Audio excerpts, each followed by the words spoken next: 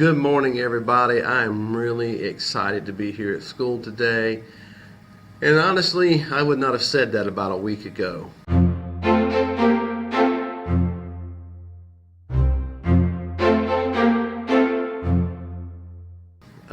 Just come off of a great couple of weeks with some assignments that the kids were really engaged in. Lots of learning took place. The kids were excited to be at school, and that makes it easier to be excited to be here. But I got to be honest with you. Since we tracked back in, which we've been in now 3 weeks. This is the beginning of our 4th week since we've tracked in. Those were some long, hard 3 weeks, even though the assignments that we had planned for the students, they were excelling in, they were doing well in, they were engaged in and excited about. That was our ESL teacher coming in to touch base with me about a couple of my students who speak very little English, and I really appreciate the work that he is doing to help me as the regular classroom teacher make sure that those children understand, because it's got to be rough to be in a country where you're just now learning the language and you might be able to do the work, but it's hard for us to tell because we're having a communication issue due to a language barrier. But as I was saying, we've been tracked in for 3 weeks, and for those 3 weeks, man, I was exhausted. I was just so worn out. I was overwhelmed by everything. This realization that we were beginning 4th quarter and only had basically 6 to 8 weeks of instruction left before my students were going to be tested on their end of the grade test. And will I be able to get all that curriculum in? I'm still not sure that's going to happen. I'm still working on that timeline to see what I need to do. Then I look at, I've got several students who are struggling, not doing as well as they should, and have I been communicating with the parents the way that I needed to? What things do I have in place to help them to fill in those gaps? It was so overwhelming to me. And then trying to do this just twice a week. I really enjoy doing this. This is an outlet for me, and I think that it is informative. Not many people are watching it right now, but I think that eventually this is going to become something that, for the most part, folks can tune into to find out what it is really like to be a teacher and to see what kinds of things happen in a public school and be a little more understanding of those issues. But, wow, I mean, I was worn out. It was hard to get up every morning and come in. And I think that the problem was I was drained emotionally. There was nothing in my tank left to give. And you know how if you've got a water bottle and you drink all the water out of it and you keep sucking on that straw, the sides of the bottle start coming together. Well, that's what was happening to my tank.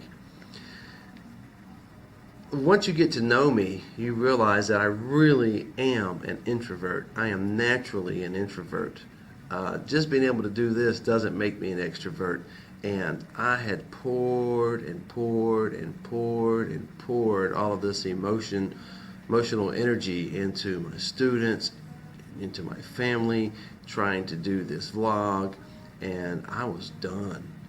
On top of that, I have learned so much professionally, even though I've been doing this forever, as a teacher. A lot of cool things have been happening in terms of how we're planning and doing things here at school, and that was exciting for me. So it was something that I began to research and read more about, just different techniques, different ways of approaching instruction and designing assessments and assignments.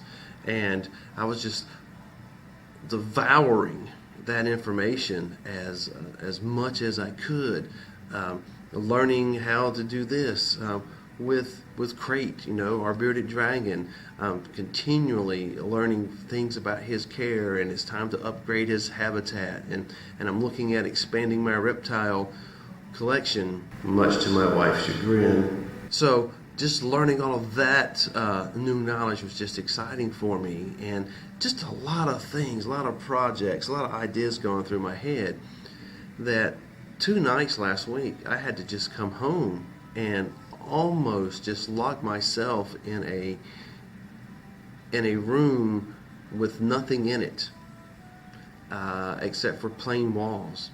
There was so much stimuli in my head that I couldn't keep track of things. And Tammy and I were driving home one night from somewhere. I don't even know where we went. We were coming home from a fundraising dinner, and that's what it was. And we were in some pretty busy Saturday night traffic in the city, and it was raining. And I made a comment that there was so much going on in my head that it was hard to separate out all the different stimuli between the ideas that were continually whirring in my head, and then trying to keep my focus on my driving and gauging where the cars were around me and what the weather conditions were doing. I was having a really difficult time. So 2 nights last week I had to come home, and it was eat, help clean up, and not read, not watch a video, not do any research, even have very little conversation, because I had to drain my brain so it would rest. So I'm on the flip side of that now, and I'm really excited about the challenge, because that's how I see it. I see it as a challenge to finish this school year strong, to make sure all my students are prepared, to make sure that they're going to do well as all the other personal projects that I've got going on.